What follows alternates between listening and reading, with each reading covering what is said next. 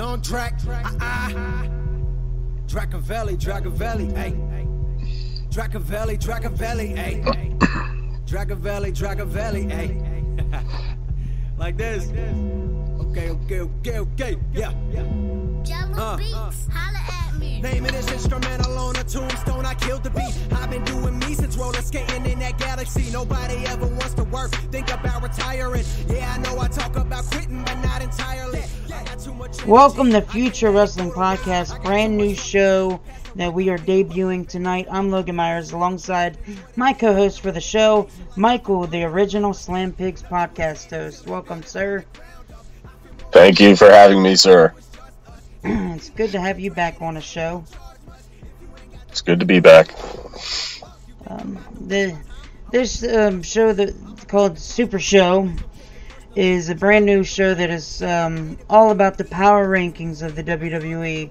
Top 5 lists of the year that we'll be talking about in 2019, and also we're going to have a simulcast on the Slam Pigs podcast with me, Travis, and Michael, and we're going to be talking like all kinds of end of the year awards and stuff like that. Also, we're going to be talking and looking forward to what signings WWE should make in NXT, what main roster debuts will happen, and how we would book them. And well, let's get started. And this is FOW's Super Show. Michael, power rankings. The first question, well, the first top 5 that I want to do for this show is top 5 matches of the year so far. Ugh, that's toughy. It's sad because I feel like most of them came from NXT. When I was making this list, I'm not gonna lie, I had to check it twice because I was like, how many is this gonna be on the main roster? There wasn't a whole lot, to be honest with you. There wasn't. But there was some good stuff on there. I think you definitely have to mention Becky Lynch and Charlotte. I mean, in the last woman standing match, I thought that deserves to be in the top 5. I felt like that was definitely the best women's match of the year. I could definitely see that coming in the top 5. I'd probably rank that one at number 5. Yeah, number 5. I would definitely make that a number 5 as well for me. You got it, number 4, Logan. Number 4, I had this one really. I wanted to bump this up a little bit to maybe 2, but I actually wanted to add Johnny Gargano and Aleister Black from this NXT takeover that we just saw. That was a good match. I don't think that was the best match on the card. No, and like I said on the show, I was after this match happened, I said, well, match of the year candidate. And then after the Velveteen Dream and Tommaso Ciampa match, I was like, oh, well, spoke too soon because this is also about the same. And then we had the War Games. Can I just say that the Velveteen Dream just has star written all over him. I've been on this guy's bandwagon for a long time, and still waiting for him to either get called up or finally get a belt put on him in NXT. I'm surprised he has not won a belt in NXT. Maybe he shouldn't win the NXT championship. Maybe they should. Maybe not. Maybe he doesn't need a belt, but I mean, this guy. I mean, every big time match this guy has had with a list of guys. I mean, he comes through. I mean, he's had match of the night quality with so many different guys that you start to wonder, okay, what are they waiting for with this kid? I don't know if the gimmick doesn't suit Vince as well as he may like, if it's maybe a little too over the top for Vince, but as far as in-ring work, and I like his promo skills, I mean, I could definitely at least see this kid being an Intercontinental Champion. Yeah. Well, I was going to say maybe North American Champion. Maybe put that on him on the future. I do want to see him feud and do another match with Ricochet. Yeah. I liked his match in the original North American ladder match.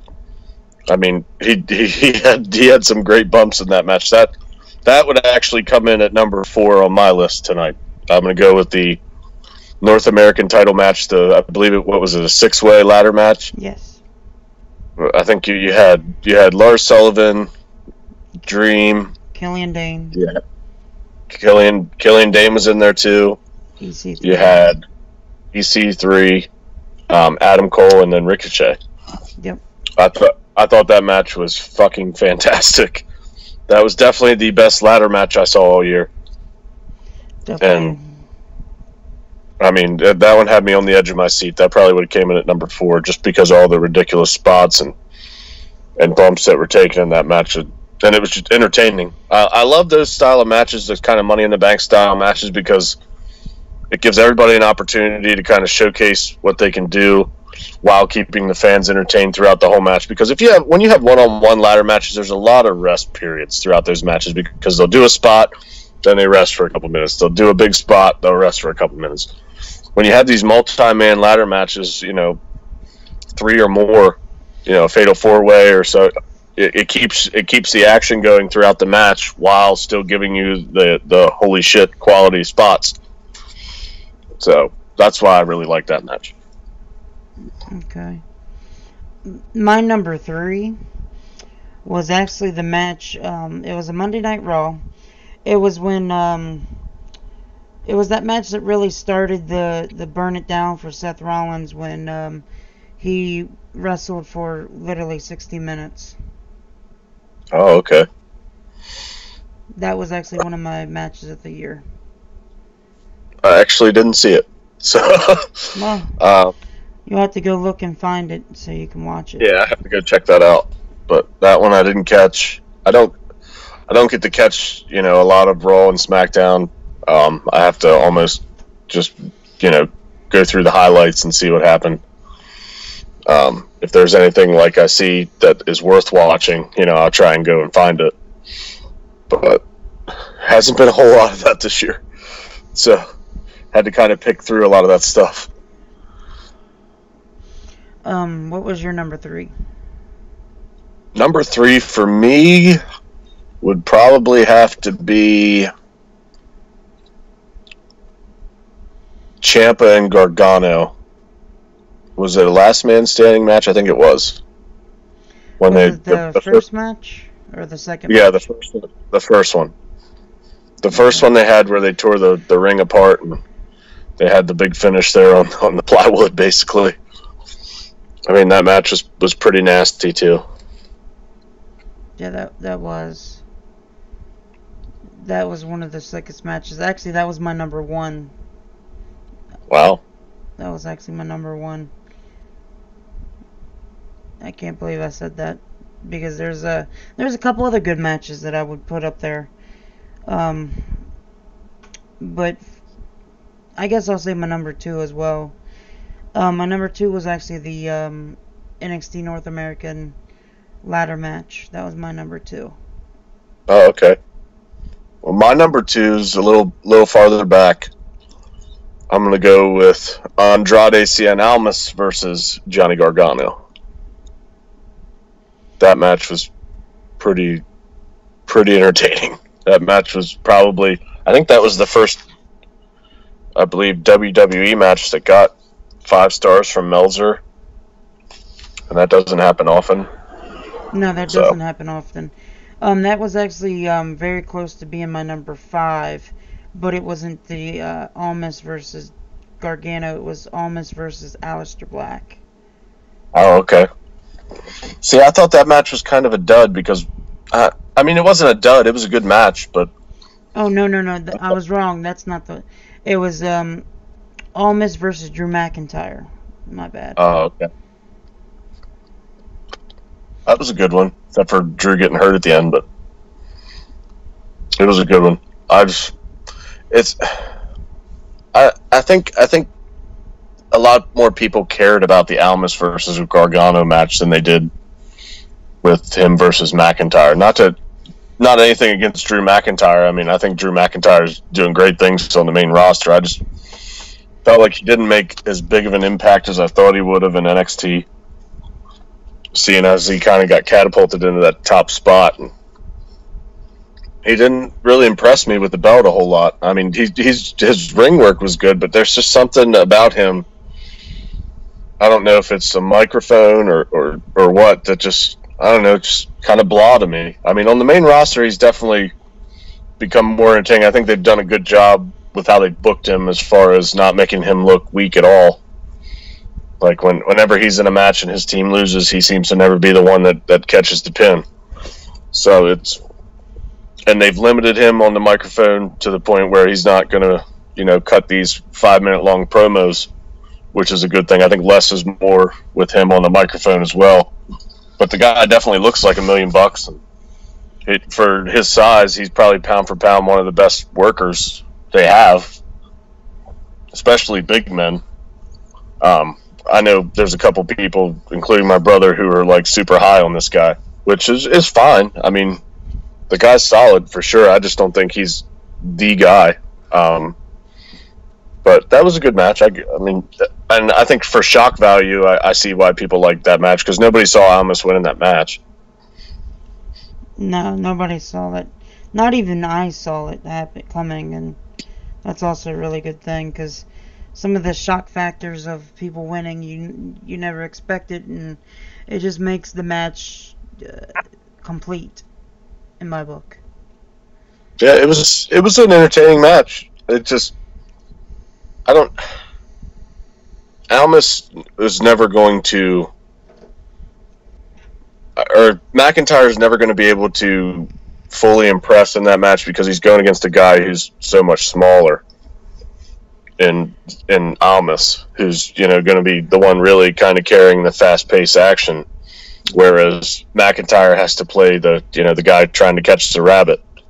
So I guess that's why I didn't put that on my top 5. The little guy big guy matches are just so overdone for me. It's like we've seen it for fucking 30 years. You know what I mean? Yeah, so but there's only one match that I kind of wouldn't mind seeing is Drew McIntyre and AJ Styles in the future. That'd be a good match, but I mean, you're still gonna have, because that's the way Vince likes to book shit. Mm-hmm. He's gonna have them, or Road Dogg's probably gonna be the same way. He's gonna do what Vince tells him to do, and Vince is gonna tell him, let's do the little guy, big guy angle. He's chasing the rabbit. You gotta make AJ look like he's quick and uncatchable, and McIntyre's got to go over with his power moves. But McIntyre's actually really quick and can do a lot of different things besides power moves. Yeah. So that's why I would much rather see him against a guy like Braun Strowman than I would, against AJ Styles. That might be unpopular, but I think he's going to be able to showcase more of his skill set against a big guy than he would against a little guy. Just my opinion. They're like assholes. Everybody's got one. Yeah. Now, what was your number 1? I didn't even get to my... Did I get to number 2? Yeah. Was that my number? Yeah. Okay. Number 1 for me... it's super tough. Because I have a couple matches that I could pick from.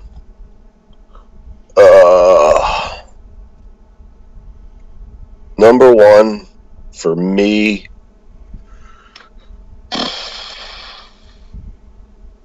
I guess I can't do this.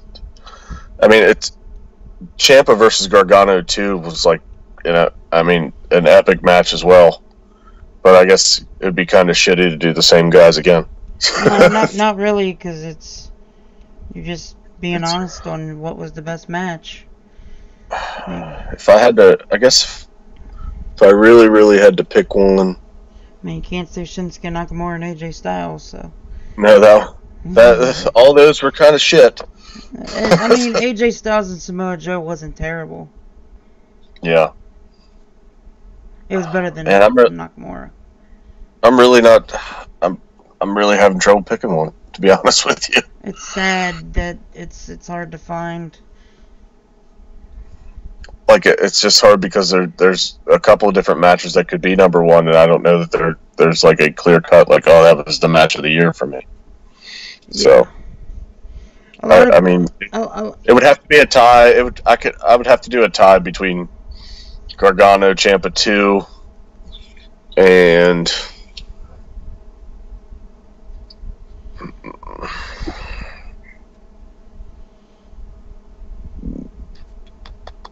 no, fuck it. It's just going to be Gargano, Ciampa 2. I understand. I won't even even try. No, I do. It was just a perfect ending to the feud. The series. Yeah, which I don't think the feud's completely done. Well, you never know. It's kind of hard to really tell right now. There is a match of the year candidate that I do want you to watch when you get the free time. A lot of people have been telling me about it. I haven't got to really watch it yet, but it's Pete Dunne versus Noam Dar, NXT UK, the very first episode for the UK title. I haven't got to watch it, so I haven't got to really say much. So okay.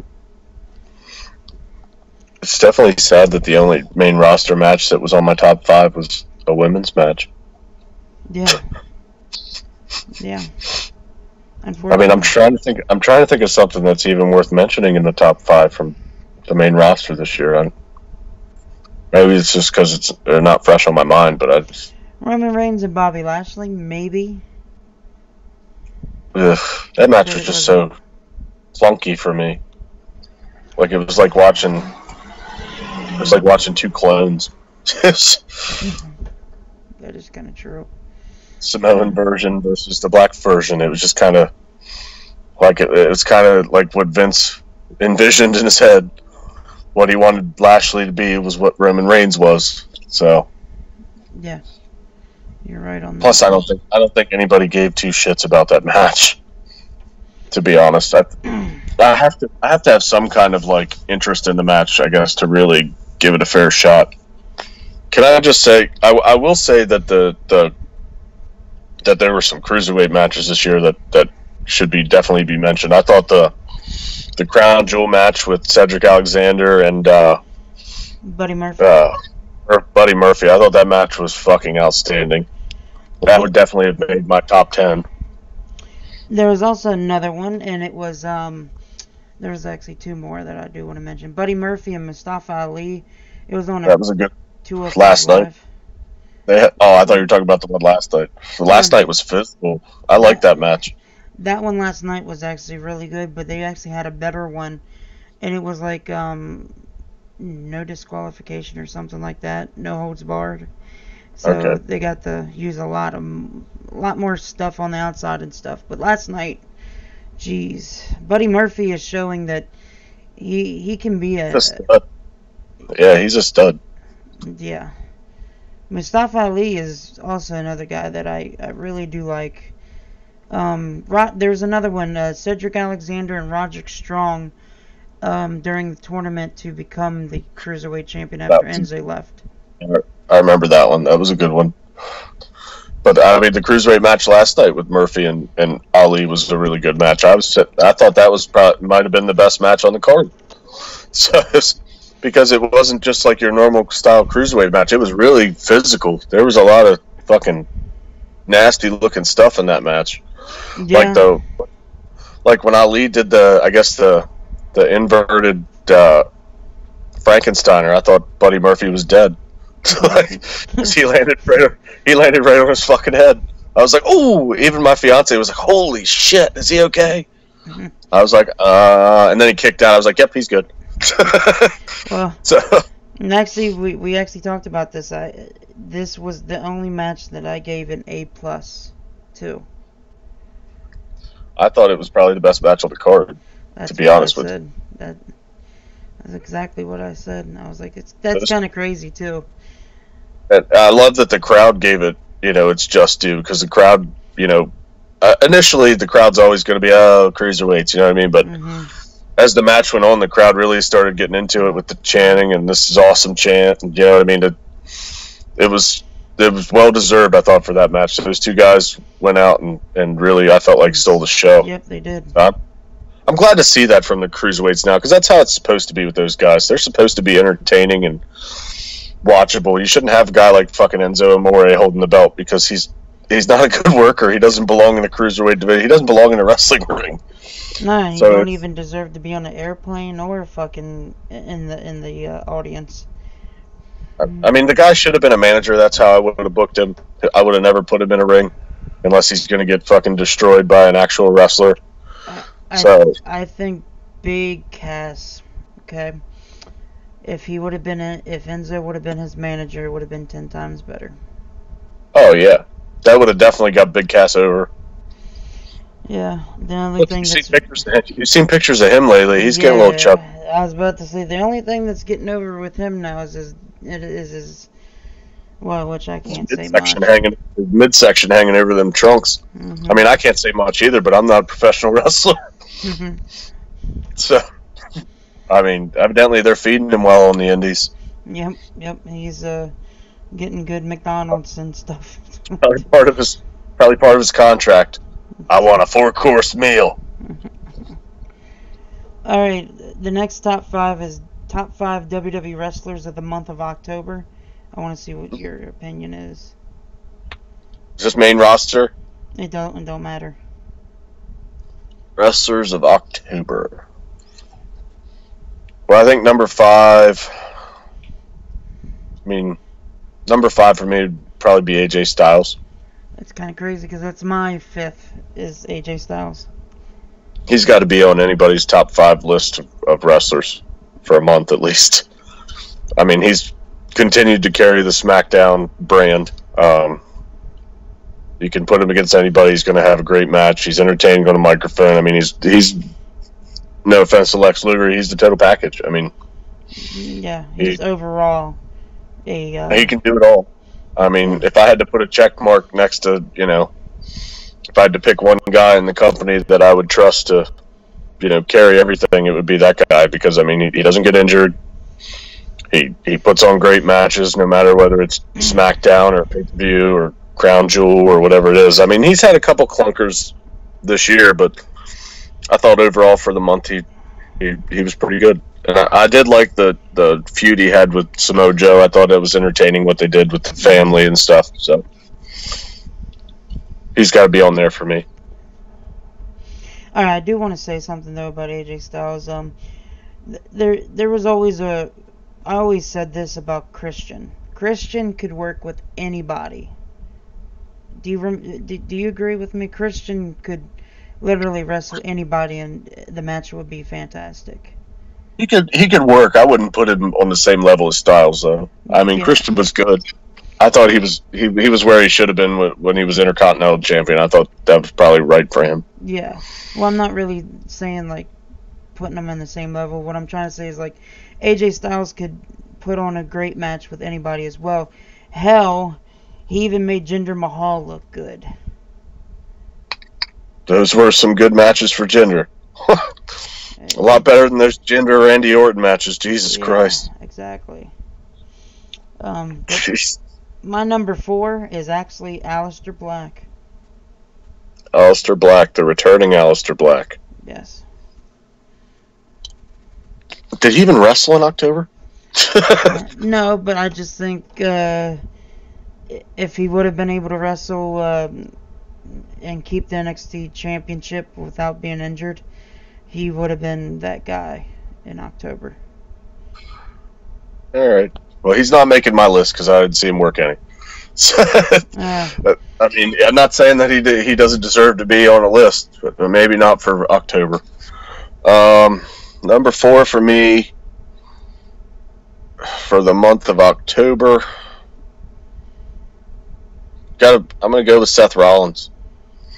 Seth Rollins, I think he's basically the Raw version of AJ Styles. I mean, I think he's, for a few months now, he's been kind of the uncrowned guy. Like, he's had the Intercontinental belt and stuff, but I think everybody knows, pound for pound, he should be the top guy on Raw. Why he's not yet, I don't know. Maybe they're working towards that, but we'll see. Well, maybe I should take off Aleister Black and just say Seth Rollins too, because of, I didn't really think about it. He hasn't wrestled much, but I guess with the return and all that, it just made it like the storylines interesting with Johnny. Yeah. I guess that's the only reason. I mean, they had some good little, cut scenes or whatnot.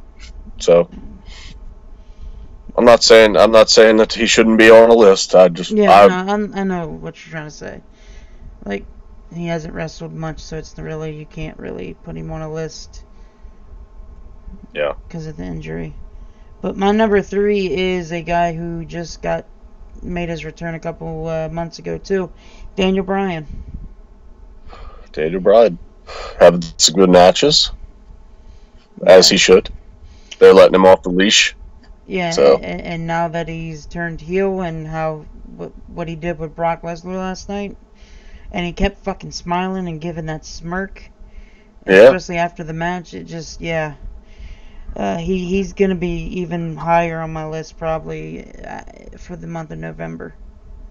I mean, I always liked him as a heel. I thought he was a good kind of chicken shit heel. Mm-hmm. So, I mean, he was entertaining as a heel. I think that's what made him a babyface. That's what made him as over as he was.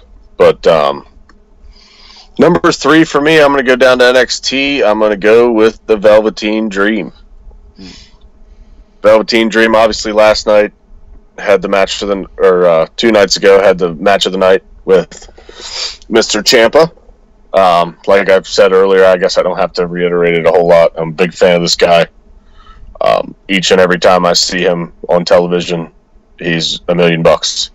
So, and I love the outfit 2 nights ago, the Hollywood Hogan tribute. That was pretty cool since they were out there in the Hollywood area.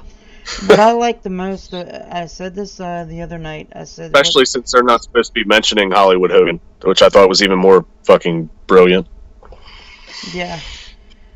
What I like the most about Velveteen Dream, and I said this during the show on NXT TakeOver post show. I said he is the better version of taking and using Legends moves than Eugene. Oh yeah, absolutely. That's just fucking. That's not even close. Yeah, that's why I said it. Cause, what he does is pretty good stuff. I like it. So, and it's different. Like I said, that guy's I think he's only 23 years old, something like that. I mean, that guy, if he can 22. Yeah, if he can, stay away from the injury bug, that guy could be around for a long, long time. He can be pure gold, just like Leo Rush, which I like Leo Rush too, and he's perfect as a manager too. He's doing his job. He's getting on my fucking nerves. So exactly, that's what I said. That's why I said, yeah, he's getting on my fucking nerves. But damn it, I don't know that he's doing anything for Bobby Lashley, but I'd rather him talk than Bobby Lashley. So.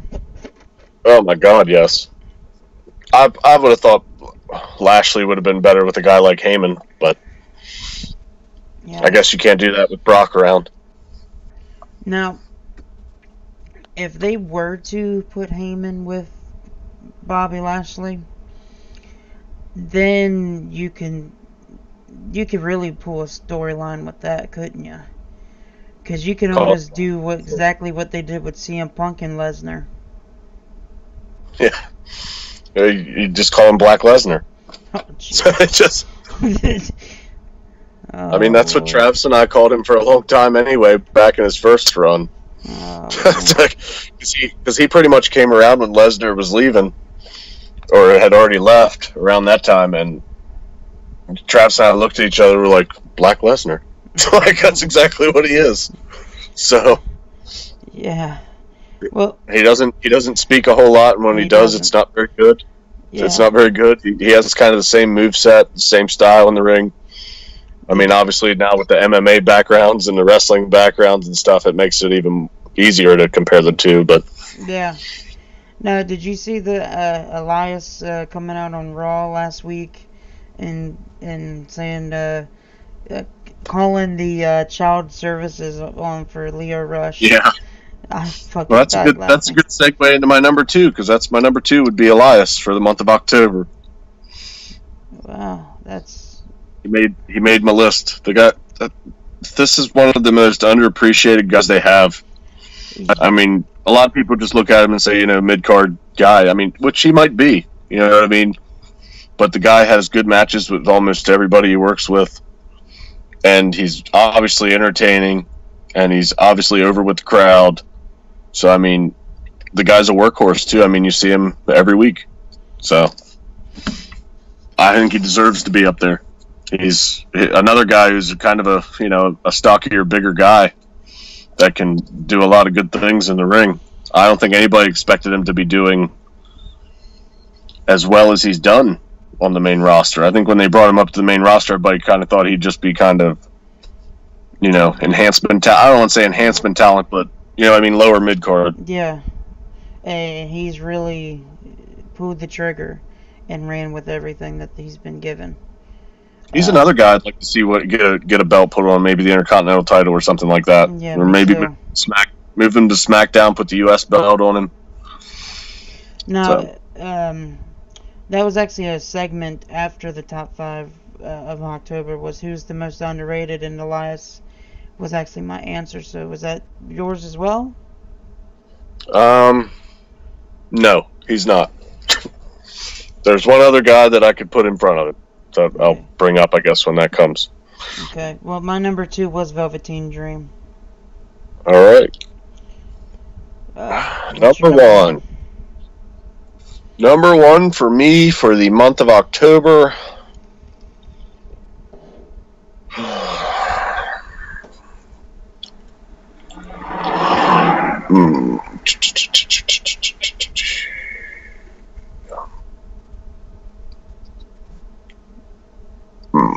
I'm gonna go with Drew McIntyre at number 1. Well, that's mine as well. So we both agree.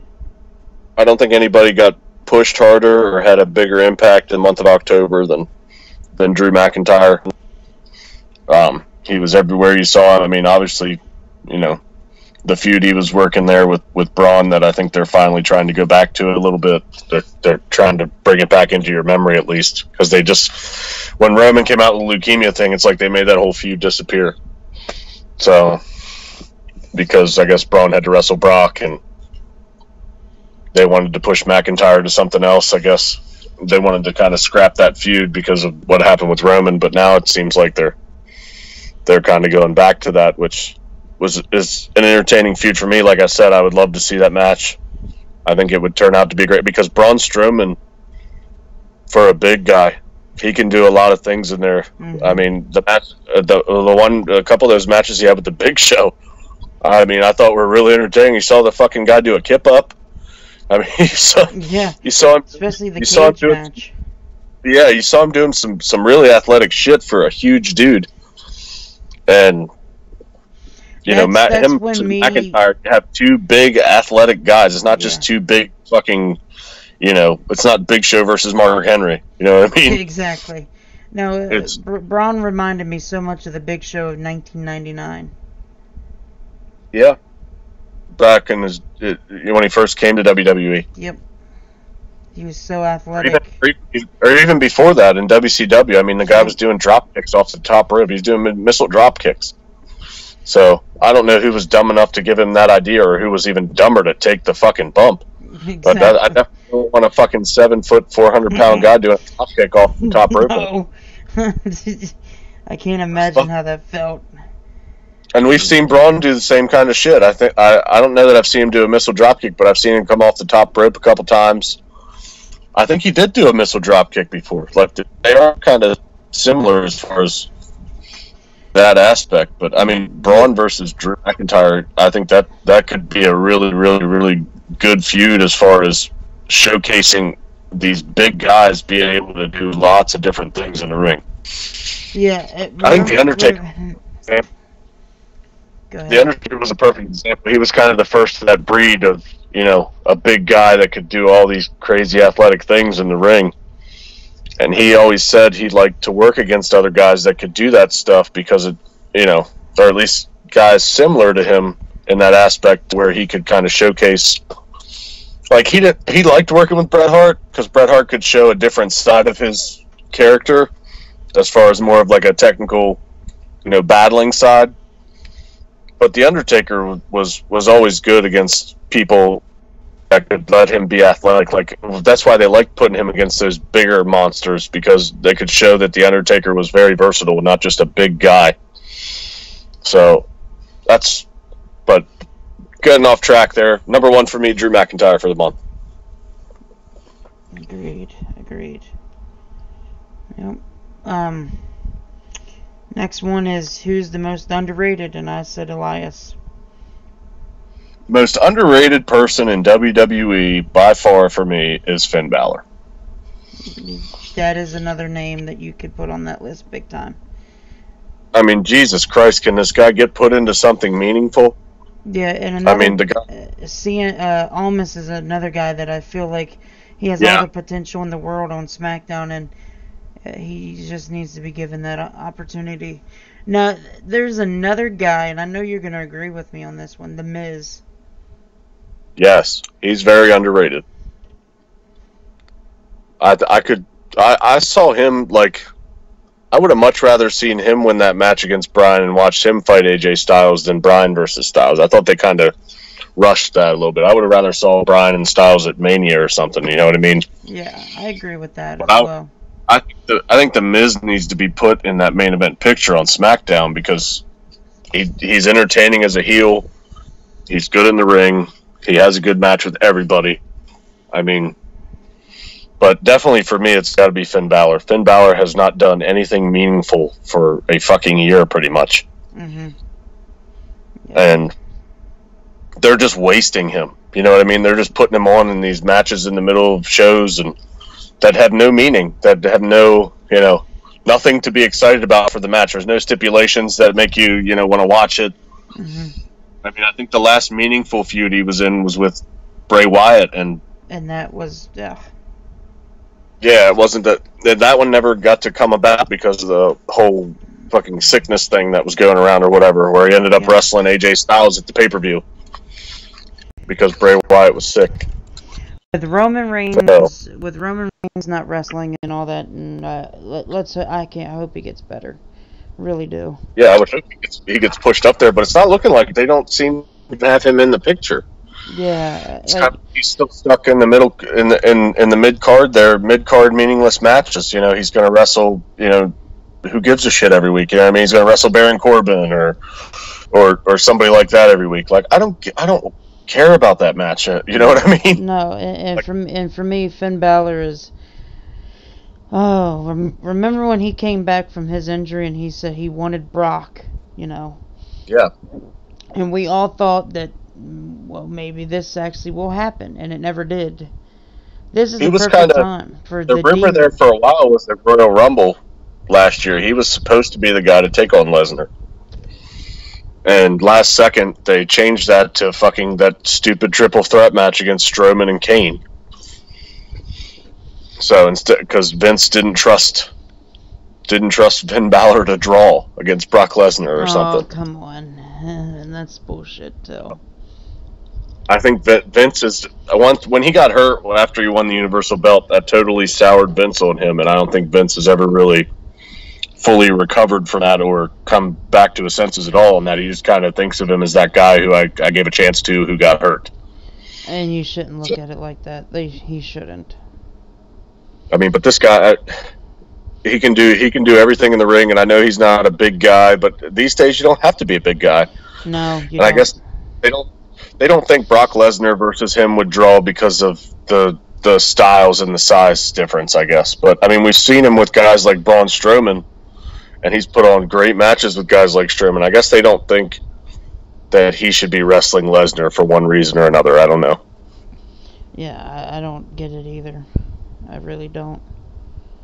Regardless, I think it's fucking dumb, and the guy needs to be put into something, even if it's Intercontinental title. You know what I mean?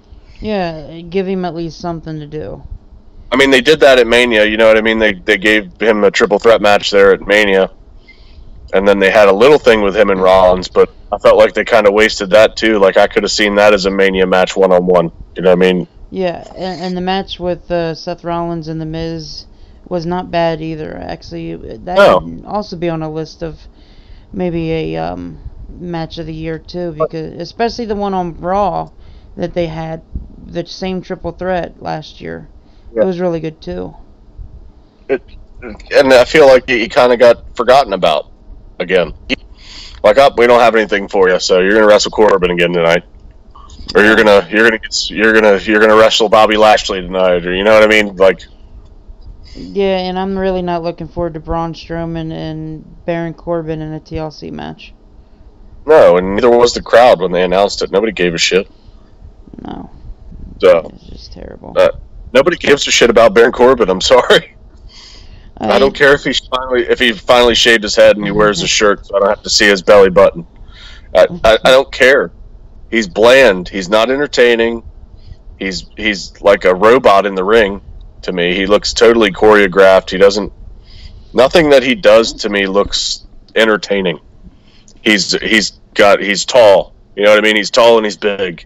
That's it. But he kind of labors around a little bit, and his microphone skills are just fucking terrible. It's horrendous.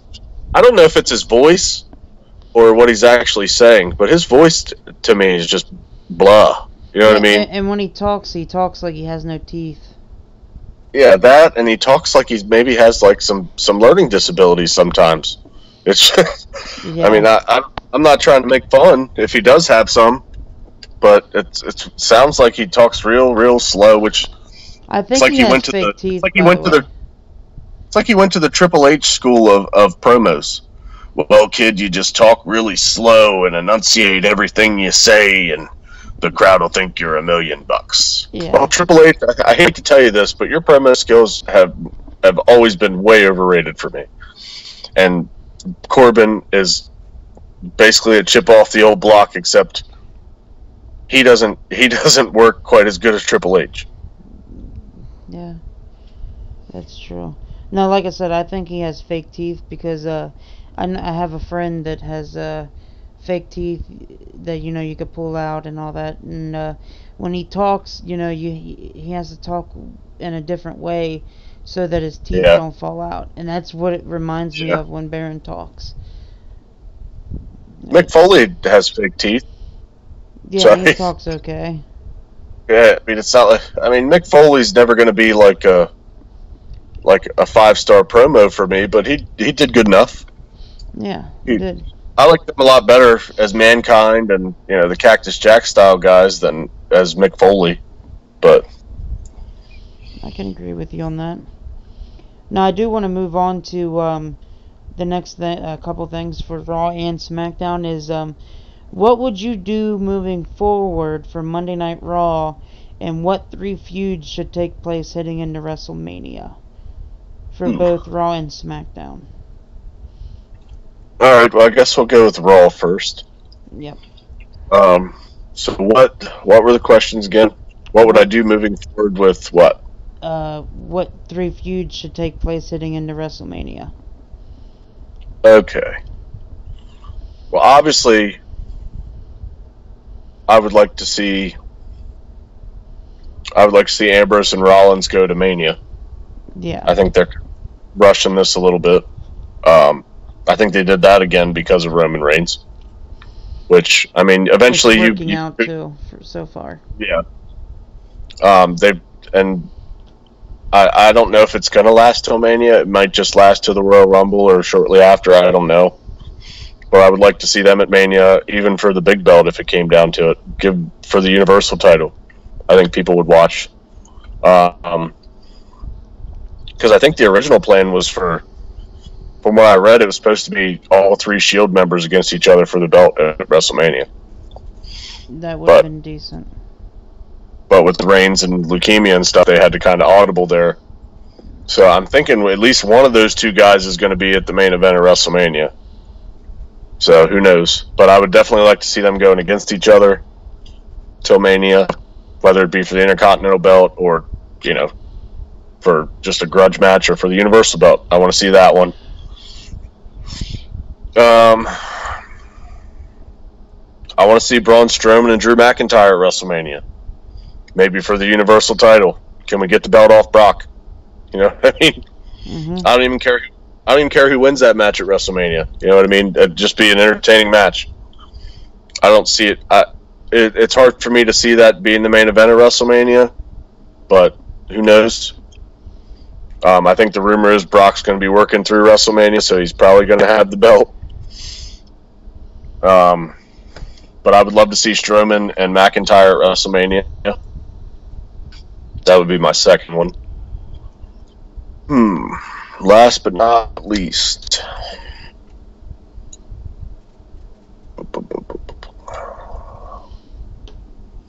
Finn Balor. I want to see him. I want to see him in a meaningful match at WrestleMania. Maybe they could do a cross-promotional match and have him and AJ Styles at WrestleMania. Yeah, I know we saw it on the pay-per-view about a year ago, and the match was really good. It was a short match because of the pay-per-view that it was on. But I think those two guys, I could definitely see, I would love to see them in a one-on-one match at WrestleMania. Maybe some kind of stipulation match, maybe not. You know what I mean? I would love to see Finn Balor and AJ Styles in an interpromotional match, because they used to do those every year where they'd have a Raw guy against a SmackDown guy. Mm-hmm. And since they did the latest brand splits of the past few years, they haven't done that. So that would be my idea. Okay. Now, for me, my third one was Ronda Rousey versus Becky Lynch. I still want to see that. Well, there's an interpromotional match. And there's another one of those type matches as well. And I wanted to see Finn Balor versus Rey Mysterio. Oh, yeah, that'd be good. They worked pretty good together at Survivor Series last night. Yes, they did. And then my third one is for WrestleMania, Braun Strowman, Drew McIntyre, and Lesnar for the Universal Championship Triple Threat. That could be a good one, too. But my whole thing is, how many times are you going to put Braun versus Brock and have him lose and then still try and make it, meaningful at Mania for him to be in that match? Yeah. Like, he's faced Lesnar 3 different times for the title. Now, one of them was in a triple threat match with Kane in it, but still, all 3 of those matches he lost. So, and obviously, I guess they're going to have him beat Corbin, and they're going to have him work again at the Royal Rumble, so but I would like to see that match if it was believable that either two of those guys are going to beat Lesnar. It's just right now with the way they book Lesnar, I think it would be a waste of those 2 guys. Like I said in my picks, I would much rather see him work one-on-one than with Lesnar. Although Lesnar would probably have a more entertaining match if it was a triple threat or a fatal 4-way or something. So I could see your pick there. That's a good pick. Okay. Thanks for saying that. Now, same for SmackDown Live, though. What 3 feuds would you like to see take place heading into WrestleMania? At WrestleMania.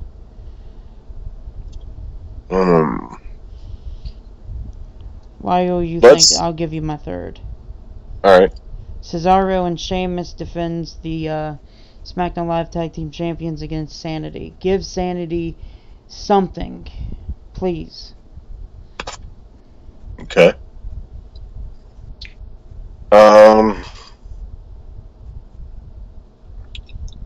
Sanity, yeah. They kind of got lost in the shuffle there. They brought him up just to do absolutely nothing with him. Yeah. Could just left him in NXT. Yeah, I want to see something, please. Just they're like Finn Balor. They have all the potential in the world together as a faction, and they're not doing anything with them.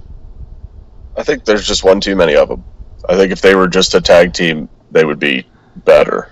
I think with 3 guys in there, it limits them a little bit, because, with the New Day, they get over with that, but I don't know that Sanity's going to be able to do that. Killian Dane and Eric Young I would keep. The other guy I would probably get rid of, to be honest with you. So, but that's just my opinion. Number 3 for me, I'm going to go with... I want to see Asuka and Becky Lynch at WrestleMania. I want to see the old Asuka. I don't want to see Asuka that they've been booking for the past, since WrestleMania. I want to see the old Asuka and Becky Lynch at WrestleMania. Whether it be a submission match or an Iron Woman match or whatever, I think that match would be fucking amazing. Like a 30-minute Iron Woman match, I could see those two just fucking tearing the house down. That would have to be my number 3. Okay. My number 2 is, I know this is something way off and it's out of the blue, but AJ Styles versus Lars Sullivan. I want Lars Sullivan to debut on SmackDown. Yeah, I guess they didn't say which brand he was going to debut on, did they? No. It would be better to see him on SmackDown. I think he'd be better utilized on SmackDown.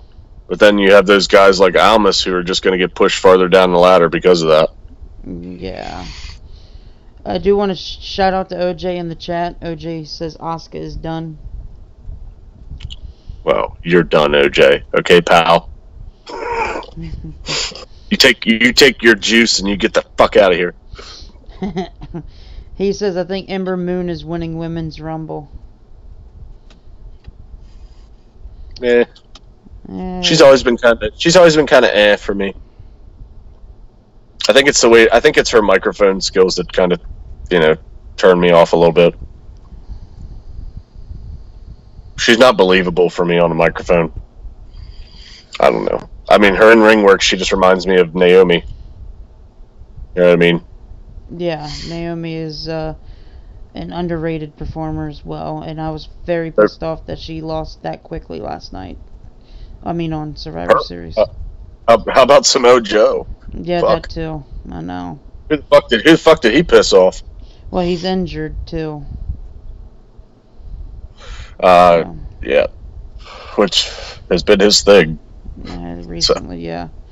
Now, what do you think about AJ Styles and Lars Sullivan? What would you think? I think AJ Styles could really put on a good match with him. Oh, yeah. I mean, AJ Styles could put on a good match with a broom.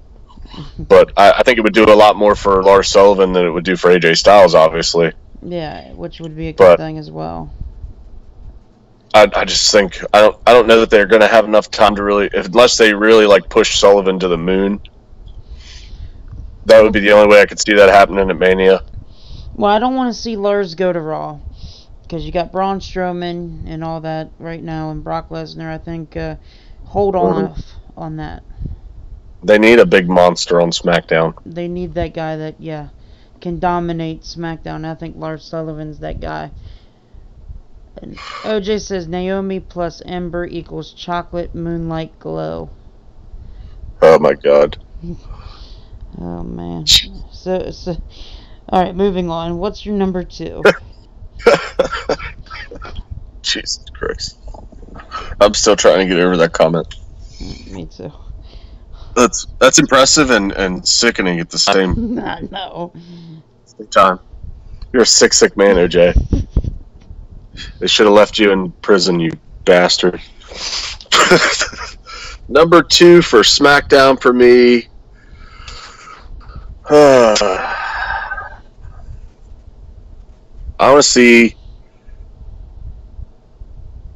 Shinsuke Nakamura and Andrade Cien Almas for the U.S. title. That's out of the blue. I know it's out of the blue, but it'd be a hell of a match, I think. Yeah. I think those two styles would go really well together in the ring. Because they both, they both kind of have the striking offense, and Almas is quick and durable, and Nakamura the same token. I think that match could be really good. Plus, I just want to see him do something with Almas like you. So. OJ says, fuck Lars. He's just Snitsky minus killing babies. Okay. The power of positivity is definitely in this chat room. Right. My number 1 is for the WWE Championship at WrestleMania.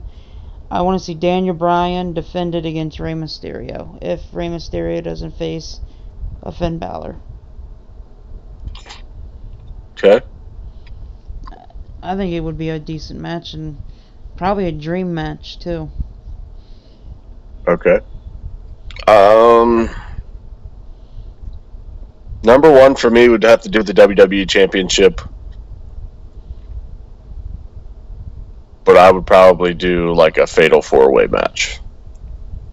I would do AJ Styles versus Daniel Bryan versus The Miz versus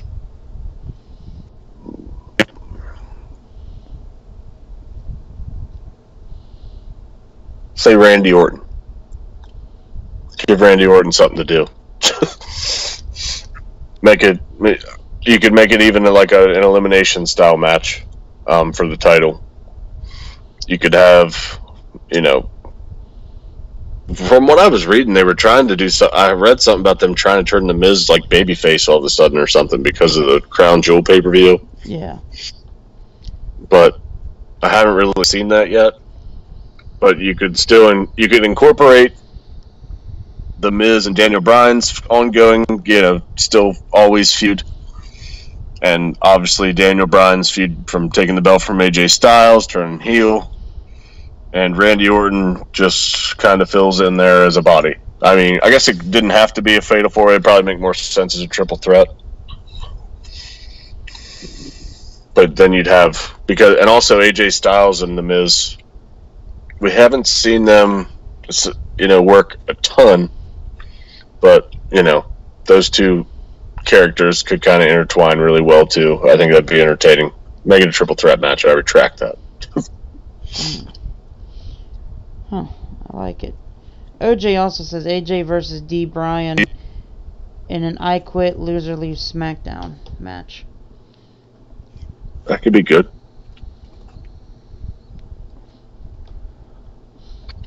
AJ's not going anywhere. Yeah. AJ's staying with SmackDown. So if they did that, it would just be to move Daniel Bryan to Raw for whatever reason. To be with his wife, maybe. I don't know. Alright. Same thing for NXT, though. Mike, we're going to do that. But the 3 feuds that we want to see heading into the Royal Rumble weekend for the next NXT TakeOver. If you're talking about the one, you know, the night before WrestleMania, or the one before the night before Royal Rumble. Oh, okay. I want to see. I want to see Ricochet versus the Velveteen Dream for the North American title. That's one of them. That would be my number 3. Obviously, I feel like, you know, those guys are going to tear the house down again. Except I want to see Velveteen Dream go over. That way you can move Ricochet up to the main event picture for, you know, take over Brooklyn for the night before WrestleMania. Because I would love to see Ricochet and Aleister Black go at it for the title. That would be my number 3. Okay, my number 3 is EC3 versus Adam Cole. Again. That's a good one. Is it just me, though, or has EC3 not gone over as well as I hoped it would? It's not just you. I think they gave him some really shitty music, by the way. I'm the top 1%. Like, Jesus Christ, what the fuck is that? I think his music's just shit. But I think I would have rather seen him maybe go up to the main roster instead of NXT, because I think he's kind of lost in NXT a little bit. Because he's solid in the ring and everything, but he doesn't really wow you in the ring, you know what I mean?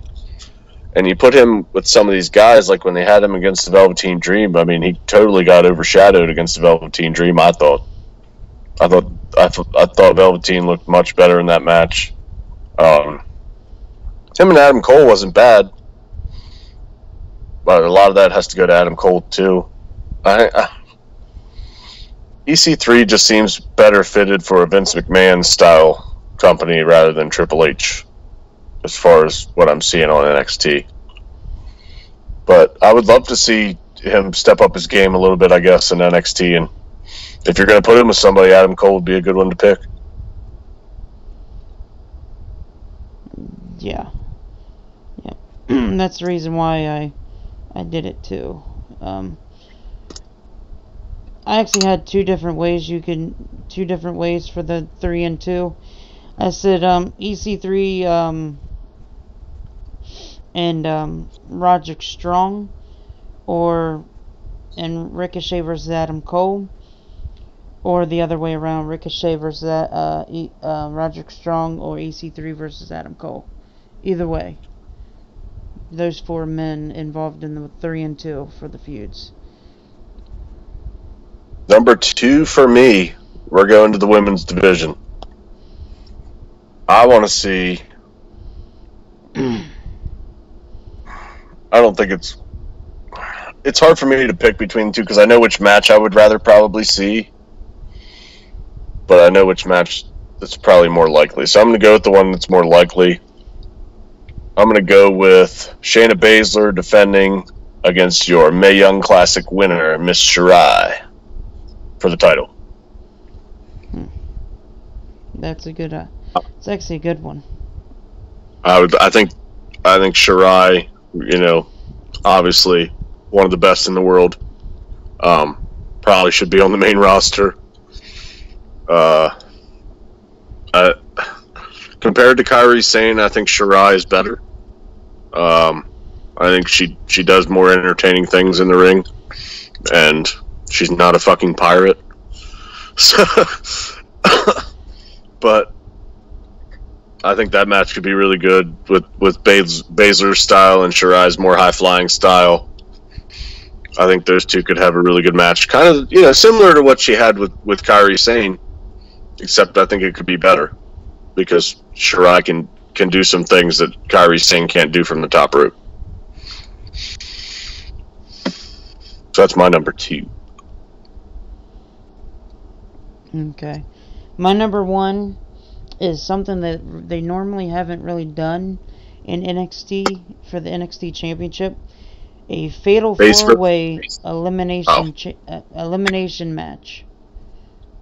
I was about to say Elimination Chamber, but I don't want Elimination Chamber. Fatal 4-way elimination match. Velveteen Dream, Tommaso Ciampa, Johnny Gargano, and Aleister Black. All 4 men, just put them in one match and have them fatal 4-way. Okay, I like that match. I like it. You're adding, everybody.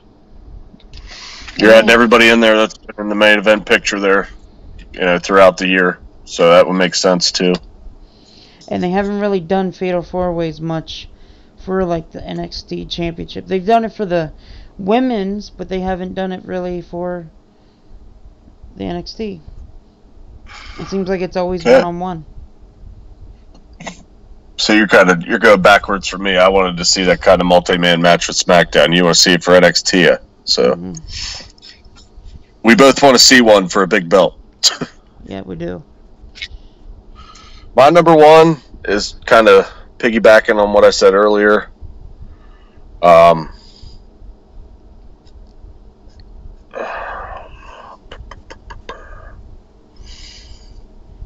know it can't happen. See, I kind of got confused there. I was getting ready to say my number 1 for Takeover Brooklyn. So, I have to backtrack here a second. My number 1, I want to see Aleister Black and Tommaso Ciampa. I want to see it happen without interference.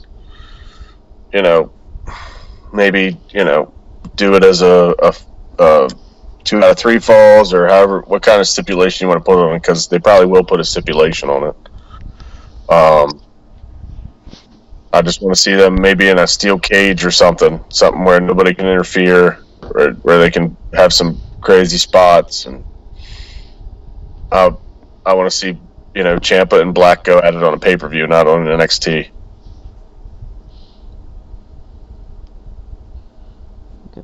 That would be my next one. But that to me would set up my NXT TakeOver Brooklyn, Aleister Black versus Ricochet. Those are the two guys I want going for the strap for their WrestleMania, I guess, of the year. Because I think that match would be fucking insane. That's true. It would. It would be fucking insane. Our last segment of the... Go ahead. Then, I mean, I could just put a whole card together for that. but I would have Adam Cole and Velveteen Dream for the North American title. Yeah. That would be... Just call me WWE. I can book. See, a lot of us could probably book a lot better than what WWE has done and all that. I will say that usually NXT gives you what you want, though. So, Triple H is doing a fine job down there. Which I don't understand why they keep putting them on the day before a main roster pay-per-view, though, because they're totally overshadowing the main roster. They really are. That is the truth coming out right there. With much fewer matches. So, it's kind of... That's what I like about NXT, is they kind of go old school with how they book pay-per-views. They only have, 4, maybe 5 matches, but they're all fucking brilliant matches. And they give them time. It's not like WWE where they try to get, fucking 9 matches in on a pay-per-view. And you're just kind of drained by the time you're halfway through, 3/4 of the way through. You're like, when is this fucker going to be over? Because you just get a bunch of kind of clunker matches thrown in there. And you don't see that with NXT. NXT gives you quality, not quantity. Yeah. You got a point on that one. Now, our last segment of the night is still talking about, like, name 3 guys, but it's name 3 NXT stars who should be next to debut on the main roster, and how would you book them?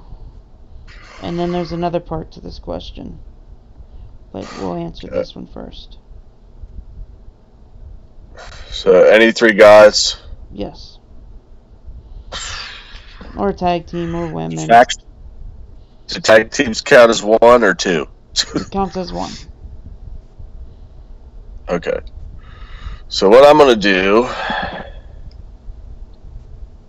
I'm going to have Undisputed Era. Can they count as 1? Yes. Yeah. I want to see them on the main roster, on the Raw after Mania or whenever they do that. I want to see them on the main roster. I would obviously book them pretty strong. Adam Cole, maybe Intercontinental picture to start out. And I would probably leave out Bobby Fish, to be honest with you. He was kind of the one that even before he got injured, I was kind of like, he's probably the least entertaining out of the 3. Mm-hmm. I would just take those 3 guys and maybe leave Bobby Fish down. But I would have, Roderick Strong and Kyle O'Reilly, going for the tag belts. Them versus AOP would be pretty good. On Raw, I would book them. I would book all 3 of them to Raw. I think you got to keep them together as a faction. They're too good together to break up. I would have them all on Raw. Other one, obviously, the Velveteen Dream. He needs to come up. I would actually put him on SmackDown, though. I think he has a better shot at getting TV time on SmackDown. I mean, maybe not TV time, because I know SmackDown's only 2 hours, but getting better used on SmackDown than he would on Raw. I could see him in the United States title picture. I would love to see him and Shinsuke, or, him versus AJ Styles. Even Jeff Hardy, Randy Orton, Rey Mysterio. There are a bunch of guys I want to see him wrestle. He's got to go up for me as my number 2. And then My last one, probably the most obvious one for everybody, would be Aleister Black.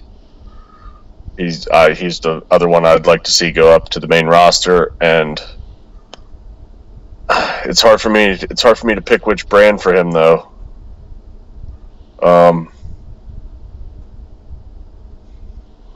If I had to pick one, I'd like to see him on Raw. I think I would love to see him and Seth Rollins. I would love to see him and Finn Balor. Him and even Braun Strowman. You know what I mean? Maybe even, him against Lesnar. I could see that match. Oh, I know Aleister Black isn't, a big guy by any means. I think he's only like 210 pounds or whatever, what they list him at. But he's got his gimmick is really good. It's kind of Undertaker Sting-esque, he didn't go a lot. It's kind of the silent killer type. His entrance is badass. He's got a good look to him, and he's good in the ring. So I would love to see him on Raw because there's so many guys. I mean, and I don't even know that you have to push him straight to the belt or anything, but I definitely want him working with some top guys. So those would be the people I would call up. Okay. I left the women out because there's just too many guys that need to be called up. Yeah. No, I also did that too. My third is War Machine. Okay. I want them on the tag team division on Raw, and I want them to be face to face with the Authors of Pain because Raw desperately needs that big tag team, physical tag team that can go to toe with Authors of Pain. Okay. My number 2 is something that I want to see, and I think we might both agree that it could possibly happen. Velveteen Dream debuts, dresses up like Rey Mysterio, attacks him, and hits a 619 on Rey Mysterio. And that begins the feud. I could also see him debuting as like a surprise entrant in the Royal Rumble. Mm-hmm. I think the crowd would go apeshit for that one. Because you had a couple NXT guys in there last year, too. I think Adam Cole was in it. Almas was in it. I'm trying to think if there was anybody else. But they had a couple in there. Even if it didn't, maybe, signify his debut, I would love to see him in the Royal Rumble, too. I think the crowd would go apeshit. Because it's in Safeco. It's in Seattle this year in the baseball stadium, so. And I think he's probably going to be well received in a stadium environment. So who you got at number 1 there, pal? Alright, so SmackDown Live, Daniel Bryan comes out and he says he beats all challengers. And he says he's beaten everyone, and out comes Aleister Black. Challenges Daniel Bryan at the pay-per-view. And Aleister Black beats Daniel Bryan on his very first pay-per-view match and wins the WWE Championship. Kind of doing the Finn Balor thing, I see. Yes, I am.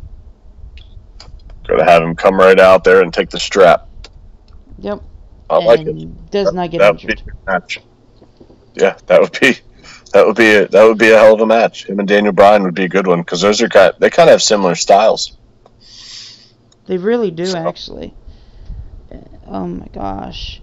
I mean, can you imagine that match? I mean, him and Aleister Black and Johnny Gargano has put on phenomenal matches. Aleister Black's worked with a lot of wrestlers and put on great matches. If you think about it, Aleister Black had a great match with Velveteen. He's had a great match with Johnny Gargano last Saturday. He had a decent match against